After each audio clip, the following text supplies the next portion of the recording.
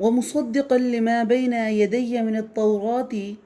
ولأحل لكم بعض الذي حرم عليكم وجئتكم بآية من ربكم فاتقوا الله وأطيعون إن الله ربي وربكم فاعبدوه هذا صراط مستقيم فلما أحس عيسى منهم الكفر قال من أنصاري إلى الله قال الحواريون نحن أنصار الله آمنا بالله واشهد بأننا مسلمون ربنا آمنا بما أنزلت واتبعنا الرسول فاكتبنا مع الشاهدين ومكروا ومكر الله واللہ خیر الماکرین۔ اور میں تورات کی تصدیق کرنے والا ہوں جو میرے سامنے ہے، اور میں اس لیے آیا ہوں کہ تم پر بعض وہ چیزیں حلال کر دوں جو تم پر حرام کر دی گئی ہیں، اور میں تمہارے پاس تمہارے رب کی نشانیاں لایا ہوں، اس لیے تم اللہ سے ڈرو اور میری فرما برداری کرو۔ یہ حضرت عیسیٰ علیہ السلام فرما رہے ہیں، اور وہ اللہ رب العزت یہاں پر اس کا بھی ذکر کر رہے ہیں کہ وہ چیزیں جو بنی اسرائیل کے اوپر حرام کر دی گئیں، ان چیزوں کے بارے میں بات کر رہے ہیں۔ وہ ہیں، اس سے مراد وہ چیزیں ہیں جو اللہ نے ان کے اوپر بطور سزا ان پر حرام کر دی تھی، یا پھر وہ چیزیں جو ان کے علماء نے اجتہاد کے ذریعے خود ہی حرام کی تھیں، یعنی ان کے علماء کا اجتہاد غلط تھا، تو اللہ رب العزت نے حضرت عیسیٰ علیہ السلام کو کہا کہ آپ نے اس غلطی کا بھی ان کی کا ازالہ کرنا ہے، اور جو انہوں نے خود پر چیزیں حرام کر دی ہیں انہیں حلال کرنا ہے۔ تو حضرت عیسیٰ علیہ السلام نے اس غلطی کا ازالہ کر کے انہیں حلال قرار دے دیا۔ اور یقین مانو ان اللہ ربی و ربکم، یقین مانو میرا اور تمہارا رب اللہ ہی ہے، تم سب اسی کی عبادت کرو اور یہی سیدھا رستہ ہے۔ جب حضرت عیسیٰ علیہ السلام نے ان کا کفر محسوس کر لیا، یعنی ان کی سازشیں، ان کی مشکوک حرکتیں جو حضرت عیسیٰ کی رسالت کا انکار پر مبنی تھی،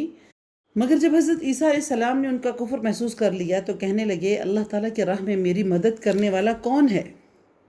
حواریوں نے جواب دیا، جیسے نبی اکرم صلی اللہ علیہ وسلم کے ساتھی جو ہیں ان کو صحابہ کہتے ہیں، حضرت عیسیٰ علیہ السلام کے جو ساتھی تھے ان کو کیا کہتے ہیں؟ حواری کہتے تھے۔ تو ان کے حواریوں نے کہا کہ ہم اللہ کی راہ میں آپ کے مددگار ہیں، اور ہم اللہ تعالیٰ پر ایمان لائے، اور آپ بھی گواہ رہیں کہ ہم تابعدار ہیں۔ اور پھر انہوں نے دعا کی، ربنا آمنا، اے ہمارے رب، ہمارے پالنے والے رب، ہم تیری اتائی وحی پر ایمان لائے اور ہم نے تیرے رسول کی پیروی کی، تو بھی ہمیں گواہوں میں لکھ لے۔ اور کافروں نے مکر کیا، اللہ تعالیٰ نے بھی خفیہ تدبیر کی، اور اللہ تعالیٰ سب سے بہترین تدبیر کرنے والوں میں سے ہے۔ رسول اللہ صلی اللہ علیہ وسلم نے بھی اسی طرح چند لوگ اللہ کے رسول صلی اللہ علیہ وسلم کے ساتھ جو بہت زیادہ خاص تعاون کرتے تھے، رسول اللہ صلی اللہ علیہ وسلم نے بھی فرمایا کہ ہر نبی کا کوئی نہ کوئی حواری ہوتا ہے، کوئی خاص مددگار ہوتا ہے، اور میرا مددگار زبیر رضی اللہ تعالیٰ عنہ ہیں۔ حضرت عیسیٰ علیہ السلام کے زمانہ میں شام کا علاقہ رومیوں کے انڈر تھا، یہاں ان کی طرف سے جو حکمران مقرر تھا وہ کافر تھا۔ یہودیوں نے حضرت موسیٰ علیہ السلام کے خلاف اس حکمران کے کان بھر دیے اور کہا نعوذ باللہ یہ باپ کے بغیر جو پیدا ہوا ہے یہ فسادی ہے وغیرہ وغیرہ۔ تو حکمران نے ان کے مطالبے پر حضرت عیسیٰ علیہ السلام کو سولی دینے کا فیصلہ کر لیا،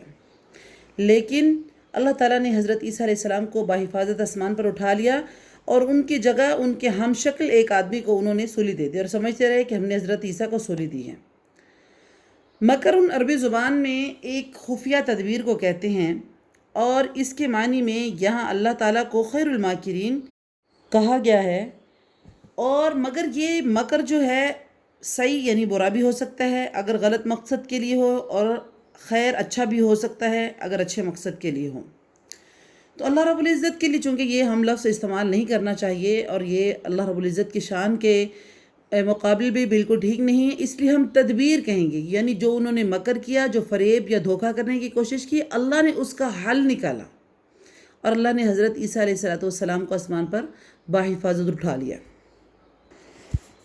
اذ قال اللہ یا عیسیٰ انی متوفیک ورافعک الی ومطہرک من الذین کفروا وجاعل الذین اتبعوک فوق الذین کفروا الی یوم القیامہ ثم الی مرجعکم فاحکم بینکم فیما کنتم فیہ تختلفون۔ اور جب اللہ تعالیٰ نے فرمایا عیسیٰ میں تجھے پورا لینے والا ہوں، اور تجھے اپنی جانب اٹھانے والا ہوں، اور تجھے کافروں سے پاک کرنے والا ہوں، اور تیرے تابع داروں کو کافروں کے اوپر غالب کرنے والا ہوں قیامت کے دن تک، اور پھر تم سب کا لوٹنا میری ہی طرف ہے، تمہارے آپس کے تمام تر اختلافات کا میں فیصلہ کروں گا۔ فَأَمَّا الَّذِينَ كَفَرُوا فَأُعَذِّبُهُمْ عَذَابًا شَدِيدًا فِي الدُّنْيَا وَالْآخِرَةِ وَمَا لَهُم مِّن نَّاصِرِينَ، اور پھر کافروں کو میں دنیا اور آخرت میں سخت عذاب دوں گا اور ان کا کوئی مددگار نہیں ہوگا۔ وَأَمَّا الَّذِينَ آمَنُوا وَعَمِلُوا الصَّالِحَاتِ فَيُوَفِّيهِمْ أُجُورَهُمْ وَاللَّهُ لَا يُحِبُّ الظَّالِمِينَ، لیکن ایمان والوں اور نیک اعمال والوں کو اللہ تعالیٰ ان کا پورا پورا ثواب دے گا، اور اللہ تعالیٰ ظالموں سے محبت نہیں کرتا۔ ذَلِكَ نَتْلُوهُ عَلَيْكَ مِنَ الْآيَاتِ وَالذِّكْرِ الْحَكِيمِ، یہ جسے ہم تیرے سامنے پڑھ رہے ہیں یہ آیتیں ہیں اور حکمت والی نصیحت ہے۔ إِنَّ مَثَلَ عِيسَىٰ عِندَ اللَّهِ كَمَثَلِ آدَمَ خَلَقَهُ مِن تُرَابٍ ثُمَّ قَالَ لَهُ كُن فَيَكُونُ، اللہ تعالیٰ کے نزدیک عیسیٰ علیہ السلام کی مثال بالکل آدم علیہ السلام کی مثال جیسی ہے، جسے اللہ نے مٹی سے بنا کر کہا تھا کہ ہو جا، پس وہ ہو گیا۔ الحق من ربک فلا تکن من الممترین، حق تمہارے رب کی طرف سے ہے اور خبردار تم شک کرنے والوں میں سے نہ ہو جانا۔ اللہ تعالیٰ یہاں پر بتا رہے ہیں کہ جس طرح آدم کو پیدا کرنا ایک مٹی سے بنا کر ایک کن کا لفظ بول کر میں نے پیدا کر دیا تھا، اس طرح حضرت عیسیٰ علیہ السلام کو بھی میں نے کن کے ساتھ، کلمہ کن کے ساتھ پیدا کر دیا، میرے لیے کوئی مشکل نہیں تھا۔ فَمَنْ حَاجَّكَ فِيهِ مِنْ بَعْدِ مَا جَاءَكَ مِنَ الْعِلْمِ فَقُلْ تَعَالَوْا نَدْعُ أَبْنَاءَنَا وَأَبْنَاءَكُمْ وَنِسَاءَنَا وَنِسَاءَكُمْ وَأَنفُسَنَا وَأَنفُسَكُمْ ثُمَّ نَبْتَهِلْ فَنَجْعَلْ لَعْنَةَ اللَّهِ عَلَى الْكَاذِبِينَ، اس لیے جو شخص آپ کے پاس اس علم کے آ جانے کے بعد بھی آپ سے جھگڑا کرے تو آپ ان سے کہہ دیں کہ آؤ ہم تم اپنے اپنے بیٹوں کو لے کر آتے ہیں، ہم تم اپنی اپنی عورتوں کو لے کر آتے ہیں، اور ہم تم خاص اپنی اپنی جانوں کو بلاتے ہیں، اور پھر عاجزی کے ساتھ اللہ کے ساتھ التجا کریں اور جھوٹوں پر اللہ کی لعنت کریں۔ یہ آیت مباہلہ کہلاتی ہے۔ مباہلہ کا مطلب ہے کہ دو فریق ایک دوسرے پر لعنت یا بد دعا کرے، مطلب یہ کہ دونوں فریقوں میں کسی معاملے کے حق یا باطل ہونے پر اختلاف آ گیا، اب دلائل سے وہ بات ختم نہیں ہو رہی، تو دونوں بارگاہ الہی میں دعا کریں کہ یا اللہ ہم دونوں میں سے جو جھوٹا ہے اس پر لعنت فرما۔ اس کا پس منظر یہ ہے کہ 9 ہجری میں نجران سے عیسائیوں کا ایک وفد نبی اکرم صلی اللہ علیہ وسلم کے پاس حاضر ہوا، اور حضرت عیسیٰ علیہ السلام کے بارے میں جو ان کے عقائد تھے ان پر وہ بحث و مناظرہ کرنے لگا۔ بالآخر اللہ رب العزت نے یہ آیت نازل کی اور نبی اکرم صلی اللہ علیہ وسلم نے انہیں مباہلہ کی دعوت دی، اور رسول اللہ صلی اللہ علیہ وسلم حضرت علی رضی اللہ تعالیٰ عنہ، سیدہ فاطمہ رضی اللہ تعالیٰ عنہ، سیدنا حسن، سیدنا حسین رضی اللہ تعالیٰ عنہم کو بھی ساتھ لیا، اور عیسائیوں سے کہا کہ تم بھی اپنے اہل و عیال کو بلا لو اور پھر مل کر جھوٹے پر لعنت کی بد دعا کریں۔ عیسائیوں نے مشورہ کے بعد مباہلہ کرنے سے گریز کیا اور کہا کہ آپ ہم سے جو چاہتے ہیں ہم دینے کے لیے تیار ہیں۔ چنانچہ نبی اکرم صلی اللہ علیہ وسلم نے ان کے لیے جزیہ مقرر فرمایا، جس کی وصولی کے لیے آپ نے سیدنا ابو عبیدہ بن جراح کو، جن کو رسول اللہ صلی اللہ علیہ وسلم نے امین الامت کا خطاب دیا، ان کے ساتھ بھیجا کہ جاؤ عیسائیوں سے جزیہ اکٹھا کر کے لایا کرو۔ ان ھذا لہو القصص الحق وما من الہ الا اللہ وان اللہ لہو العزیز الحکیم، یقیناً صرف یہی سچا بیان ہے اور کوئی معبود اللہ تعالیٰ کے سوا برحق نہیں ہے، اور اللہ تعالیٰ غالب اور حکمت والا ہے۔ فَإِن تَوَلَّوْا فَإِنَّ اللَّهَ عَلِيمٌ بِالْمُفْسِدِينَ، اگر پھر بھی وہ قبول نہ کریں اور پھر جائیں تو تم جان لو کہ اللہ تعالیٰ فساد کرنے والوں کو بہت اچھی طرح جانتا ہے۔ قُلْ يَا أَهْلَ الْكِتَابِ تَعَالَوْا إِلَىٰ كَلِمَةٍ سَوَاءٍ بَيْنَنَا وَبَيْنَكُمْ أَلَّا نَعْبُدَ إِلَّا اللَّهَ وَلَا نُشْرِكَ بِهِ شَيْئًا وَلَا يَتَّخِذَ بَعْضُنَا بَعْضًا أَرْبَابًا مِّن دُونِ اللَّهِ فَإِن تَوَلَّوْا فَقُولُوا اشْهَدُوا بِأَنَّا مُسْلِمُونَ، اے محمد آپ کہہ دیجئے کہ اہل کتاب ایسی انصاف والی بات کی طرف آؤ جو ہم میں اور تم میں برابر ہے، کہ ہم اللہ کے سوا کسی کی عبادت نہ کریں اور نہ اس کے ساتھ کسی کو شریک ٹھہرائیں، اور نہ اللہ کو چھوڑ کر آپس میں ایک دوسرے کو ہی رب بنائیں۔ پس اگر وہ منہ پھیر لیں تو تم کہہ دو کہ گواہ رہو ہم تو مسلمان ہیں۔ اس آیت میں اس بات کی طرف اشارہ ہے کہ تم نے حضرت عیسیٰ علیہ السلام، حضرت عزیر علیہ السلام کی ربوبیت کو گھڑا ہوا ہے کہ وہ کہتے ہیں کہ یہ رب ہیں، یہ غلط ہے، وہ رب نہیں ہے، وہ انسان ہی ہے۔ دوسرا اس بات کی طرف اشارہ ہے کہ تم نے اپنے مولویوں کو، راہبوں کو، احبار کو حلال اور حرام کا جو اختیار دے رکھا ہے یہ بھی ان کو رب بناتا ہے۔ یعنی ہمارے مسلمانوں کے ہاں ہر چیز کا اختیار، فیصلہ اللہ رب العزت کر سکتے ہیں، جبکہ وہ یہ سارے اختیار اپنے احبار کو، اپنے راہبوں کو دے رکھے ہیں، جو کہ بالکل ایک غلط طریقہ ہے۔ یا اہل الکتاب لم تحاجون فی ابراہیم وما انزلت التوراۃ والانجیل الا من بعدہ افلا تعقلون ہا انتم هؤلاء حاججتم فيما لكم به علم فلم تحاجون فيما ليس لكم به علم والله يعلم وانتم لا تعلمون۔ اہل کتاب تم ابراہیم کے بارے میں کیوں جھگڑتے ہو، حالانکہ تورات اور انجیل تو ان کے بعد نازل کی گئی ہیں، کیا تم پھر بھی نہیں سمجھتے؟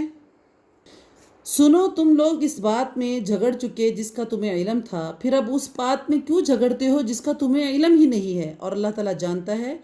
اور تم نہیں جانتے۔ یہودی اور عیسائی دونوں دعویٰ کرتے تھے کہ حضرت ابراہیم علیہ السلام ان کے دین پر تھے، حالانکہ تورات جس پر یہودی ایمان رکھتے تھے اور انجیل جس پر عیسائی ایمان رکھتے تھے، یہ دونوں حضرت ابراہیم علیہ السلام کے سینکڑوں سال بعد نازل ہوئیں۔ پھر حضرت ابراہیم علیہ السلام یہودی یا عیسائی کس طرح ہو سکتے ہیں؟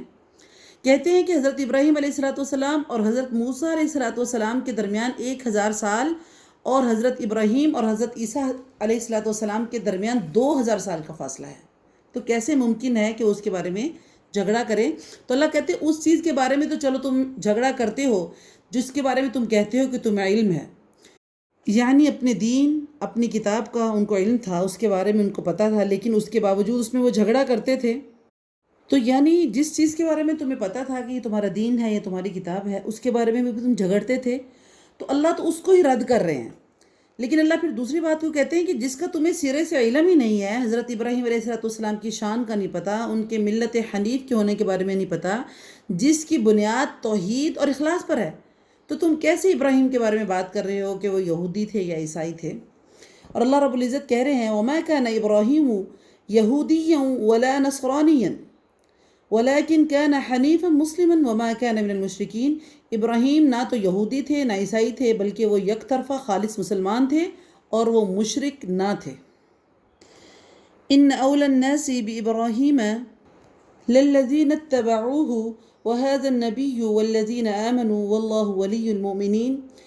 وَدَّتْ طَائِفَةٌ مِّنْ أَهْلِ الْكِتَابِ لَوْ يُضِلُّونَكُمْ وَمَا يُضِلُّونَ إِلَّا أَنفُسَهُمْ وَمَا يَشْعُرُونَ يَا أَهْلَ الْكِتَابِ لِمَ تَكْفُرُونَ بِآيَاتِ اللَّهِ وَأَنْتُمْ تَشْهَدُونَ يَا أَهْلَ الْكِتَابِ لِمَ تَلْبِسُونَ الْحَقَّ بِالْبَاطِلِ وَتَكْتُمُونَ الْحَقَّ وَأَنْتُمْ تَعْلَمُونَ۔ سب لوگوں سے زیادہ ابراہیم سے نزدیک وہ لوگ ہیں جنہوں نے ان کا کہا مانا، اور یہ نبی اور جو لوگ ایمان لائے، مومنوں کا اللہ ولی ہے اور اللہ ہی ان کا سہارا ہے۔ وَدَّتْ طَائِفَةٌ مِّنْ أَهْلِ الْكِتَابِ، اہل کتاب کی ایک جماعت چاہتی ہے کہ تمہیں گمراہ کر دے، دراصل وہ خود اپنے آپ کو گمراہ کر رہے ہیں اور سمجھتے نہیں ہیں۔ یا اہل الکتاب لم تکفرون بآیات اللہ، اللہ کہتے ہیں اے اہل کتاب تم باوجود علم ہونے کے، اس چیز کے گواہ ہونے کے، اس چیز کے قائل ہونے کے، تم اللہ کی آیتوں کے ساتھ کفر کیوں کر رہے ہو؟ یا اہل الکتاب لم تلبسون الحق، اہل کتاب علم ہونے کے باوجود حق کو باطل کے ساتھ کیوں خلط ملط کر رہے ہو، کیوں حق کو چھپا رہے ہو؟ وقالت طائفۃ من اہل الکتاب، اور اہل کتاب کی ایک جماعت نے کہا کہ جو کچھ ایمان والوں پر اتارا گیا ہے اس پر دن چڑھے ایمان لاؤ اور شام کے وقت کافر بن جاؤ تاکہ یہ لوگ بھی پلٹ جائیں۔ یعنی ان کے یہ کرنے کا مقصد یہ تھا کہ وہ لوگوں کے سامنے یہ ظاہر کرنا چاہتے تھے کہ اگر ان کا اسلام یا ان کا جو ایمان یا جس پر ایمان لے کر آئے ہیں یا ان کا جو دین ہے، اگر یہ واقعی سچا ہوتا تو ہم اس پر کاربند رہتے، یعنی لوگوں کو دھوکہ دینے کے لیے کہ دیکھو ہم تو ایمان لے کر آئے تھے لیکن شام تک ہمیں پتہ چلا کہ یہ لوگ ٹھیک نہیں ہیں، اس لیے ہم نے ان کو شام تک چھوڑ دیا تاکہ دوسرے لوگ بھی ڈگمگا جائیں اور دین سے پھر جائیں۔ وَلَا تُؤْمِنُوا إِلَّا لِمَنْ تَبِعَ دِينَكُمْ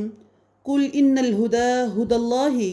يُؤْتَ أَحَدٌ مِثْلَ مَا أُوتِيتُمْ أَوْ يُحَاجُّوكُمْ عِنْدَ رَبِّكُمْ قُلْ إِنَّ الْفَضْلَ بِيَدِ اللَّهِ يُؤْتِيهِ مَن يَشَاءُ وَاللَّهُ وَاسِعٌ عَلِيمٌ یختص برحمتہ من یشاء واللہ ذو الفضل العظیم۔ اور سوائے تمہارے دین پر چلنے والوں کے اور کسی پر یقین نہ لے کر آؤ۔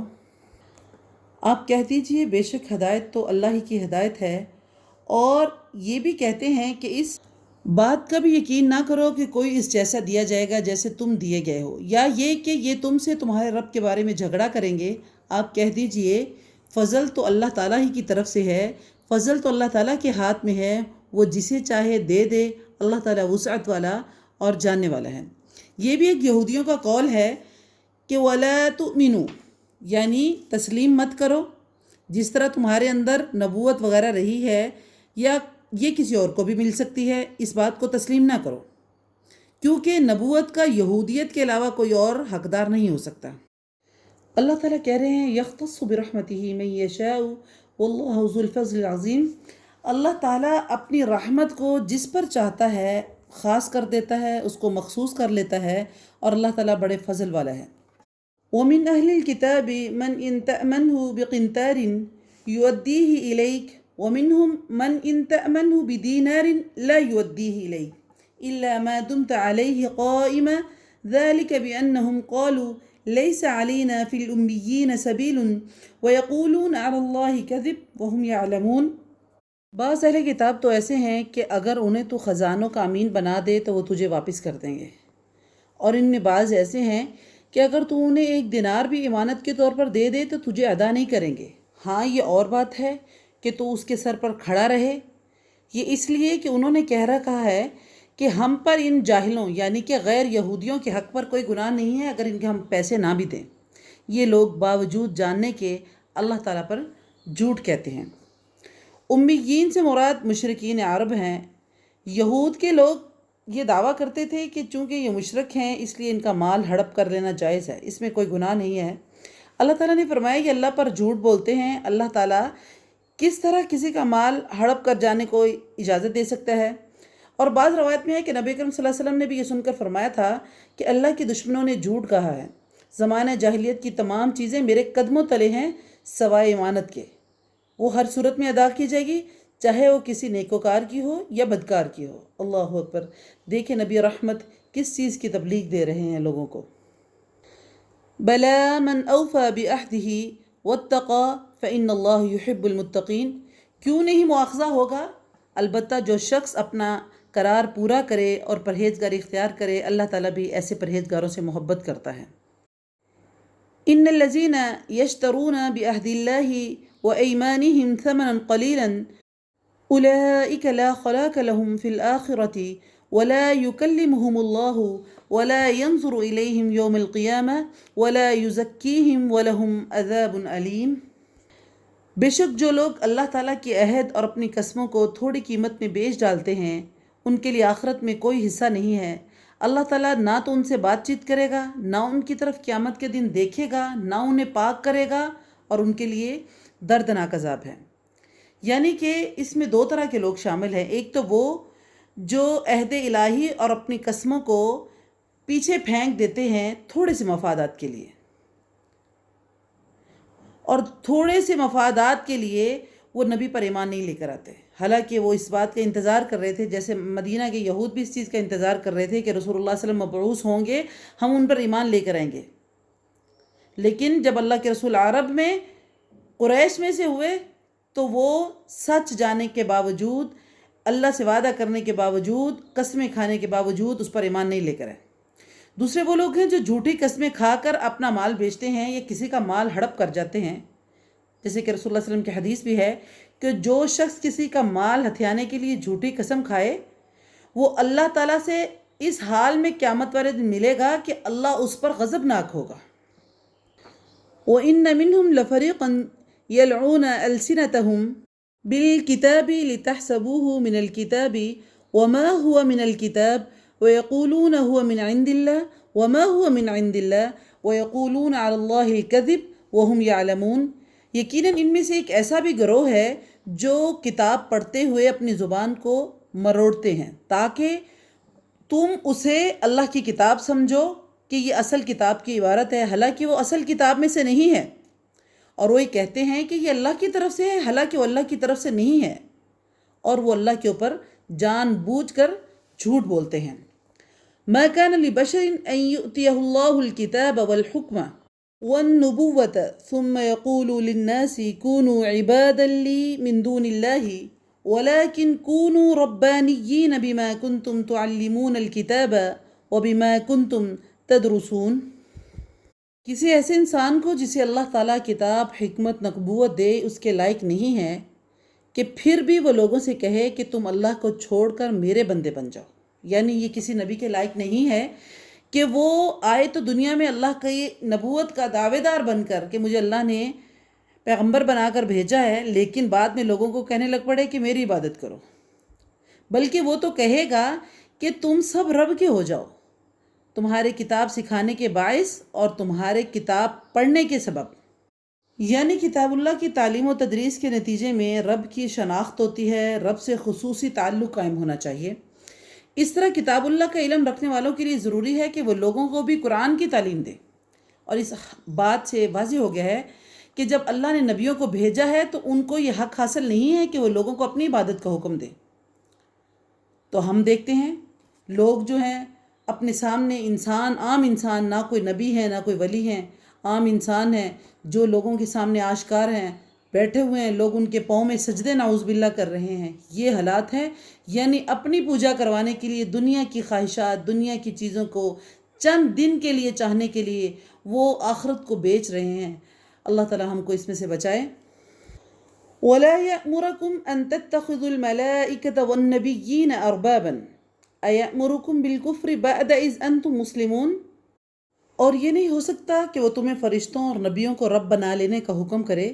کیا وہ تمہارے مسلمان ہونے کے بعد بھی تمہیں کفر کا حکم دے گا؟ یعنی نبیوں اور فرشتوں کے بعد یا کسی اور کو رب والی صفات کا حامل کرنا یا باور کرانا یہ کفر ہے۔ تمہارے مسلمان ہو جانے کے بعد ایک نبی بھلا یہ کیسے کام کر سکتا ہے؟ کیونکہ نبی کا کام تو ایمان کی دعوت دینا ہے، اللہ کی توحید کی دعوت دینا ہے۔ بعض مفسرین نے کہا ہے کہ چند مسلمان اکٹھے ہو کر رسول اللہ صلی اللہ علیہ وسلم کے پاس گئے اور انہوں نے کہا کہ یا رسول اللہ ہم آپ کو سجدہ کر لیا کریں، تو اللہ رب العزت نے یہ آیت نازل فرمائی۔ اور کچھ مفسرین نے کہا ہے کہ عیسائی رسول اللہ صلی اللہ علیہ وسلم کے پاس جمع کر آئے اور کہتے کہ کیا آپ چاہتے ہیں کہ ہم آپ کی اس طرح عبادت کریں جس طرح عیسیٰ کی؟ آپ نے فرمایا اللہ کی پناہ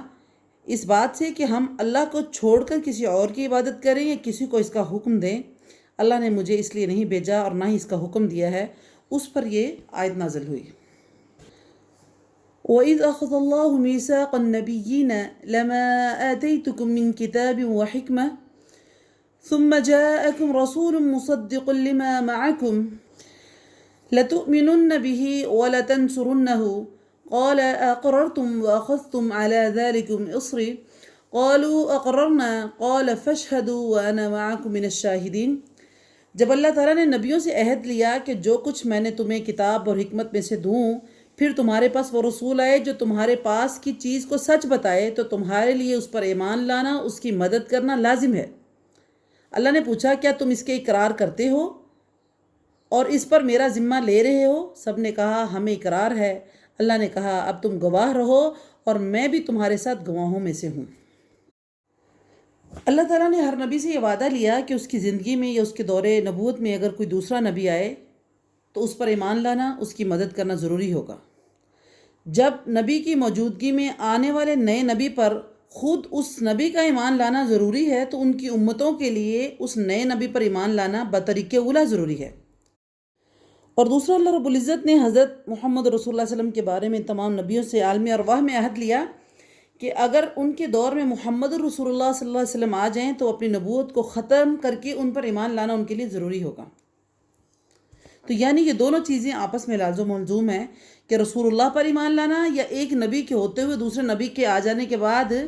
پہلے نبی کو آنے والے نبی کے اوپر ایمان لانا ضروری ہے۔ یہی اللہ رب العزت کا طریقہ ہے، اور اسی سے سمجھ آتی ہے کہ جب نبی آنے والے نبی کے اوپر ایمان لے کر آئیں گے تو ان کی امتیں بھی ضرور ایمان لے کر آئیں گی۔ فَمَن تَوَلَّى بَعْدَ ذَلِكَ فَأُولَئِكَ هُمُ الْفَاسِقُونَ، لیکن جو کوئی اس کے بعد بھی پلٹ جائے تو یقیناً وہ پورا نافرمان ہے۔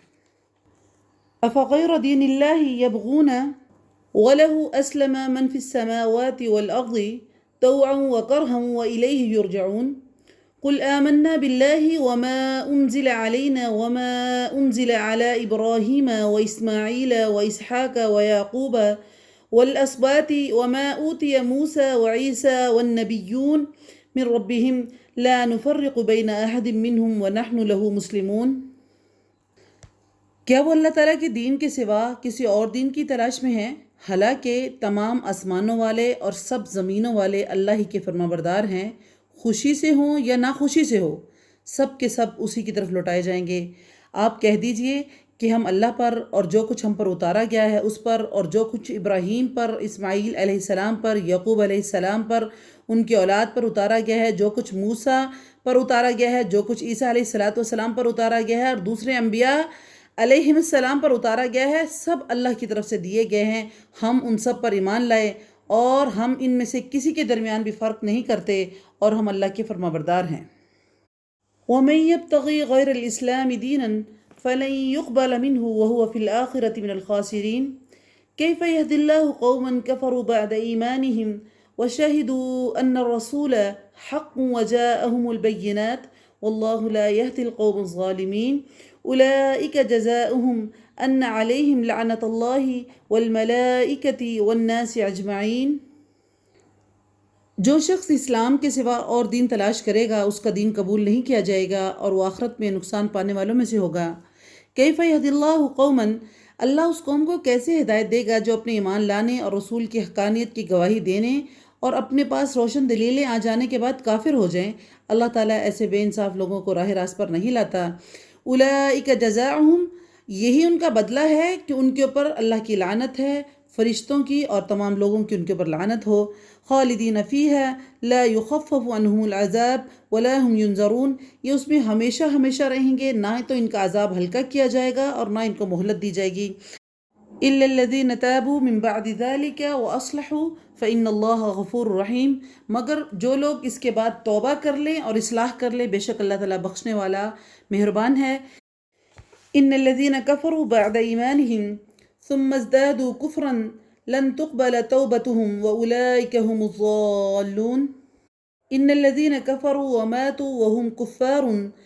فلن يقبل من أحدهم ملء الأرض ذهبا ولو افتدى به أولئك لهم عذاب أليم وما لهم من ناصرين۔ بے شک وہ لوگ جو اپنے ایمان لانے کے بعد کفر کریں اور پھر کفر میں بڑھ جائیں، ان کی توبہ ہرگز قبول نہیں کی جائے گی اور یہی گمراہ لوگ ہیں۔ ہاں، جو لوگ کفر کریں اور مرتے دم تک کافر رہیں، ان میں سے کوئی اگر زمین بھر سونا فدیہ دے دے تو بھی وہ ان کا قبول نہیں کیا جائے گا، اور یہی لوگ ہیں جن کے لیے تکلیف دینے والا عذاب ہے اور جن کا کوئی مددگار نہیں ہوگا۔ یہاں جس توبہ کے ہرگز قبول نہ کی جانے کی بات کی جا رہی ہے وہ توبہ ہے جو موت کے وقت ہوگی، ورنہ توبہ کا دروازہ تو آپ کے لیے ہر وقت کھلا ہے، جس وقت مرضی چاہے اللہ سے توبہ کر سکتے ہیں، کیونکہ اس سے پہلی آیت میں اس کی قبولیت کا اس بات نظر آ رہا ہے کہ اللہ تعالیٰ ان کی توبہ کو قبول کرتا ہے جو اللہ سے توبہ کرتے ہیں۔ اور یہ تیسرے سپارے کی آخری آیت جس میں اللہ رب العزت کہہ رہے ہیں کہ اگر یہ زمین کے برابر بھر کے سونا بھی دے دیں فدیہ کے طور پر تو ان کی توبہ قبول نہیں کی جائے گی اور ان کو معاف نہیں کیا جائے گا۔ تو اس کے بارے میں حدیث میں آتا ہے کہ اللہ تعالیٰ قیامت والے دن ایک جہنمی سے کہے گا کہ اگر تیرے پاس دنیا بھر کا سونا ہو تو کیا تو اس کے بدلے جہنم کی آگ سے چھٹکارا پانا پسند کرے گا؟ وہ کہے گا ہاں۔ اللہ تعالیٰ فرمائے گا میں دنیا میں تجھ سے اس سے کہیں زیادہ آسان مطالبہ کرتا تھا کہ میرے ساتھ شرک نہ کرنا، مگر تم شرک سے باز نہیں آئے۔ تو یعنی یہ ایسی چیز جس کے اوپر اللہ کبھی بھی توبہ قبول نہیں کرے گا، چاہے وہ پوری زمین کے برابر بھر کے سونا دے دیں، وہ توبہ ہے اس چیز کے بارے میں جس نے اللہ سے شرک کیا اور پھر اب وہ قیامت والے دن اللہ سے کہہ رہا ہے کہ یا اللہ مجھے جہنم سے نکال دو۔ اللہ اس کو کبھی بھی جہنم سے نہیں نکالے گا، کیونکہ اللہ کا یہ وعدہ ہے کہ جس نے ایک ذرہ برابر بھی میرے ساتھ شرک کیا اس کو میں کبھی بھی معاف نہیں کروں گا۔ اللہ تعالیٰ سے دعا ہے کہ اللہ تعالیٰ ہمیں عمل کی توفیق عطا فرمائے۔ اقول قولی ھذا استغفر اللہ لی ولکم ولسائر المسلمین وما علی الا البلاغ المبین۔ السلام علیکم ورحمۃ اللہ وبرکاتہ۔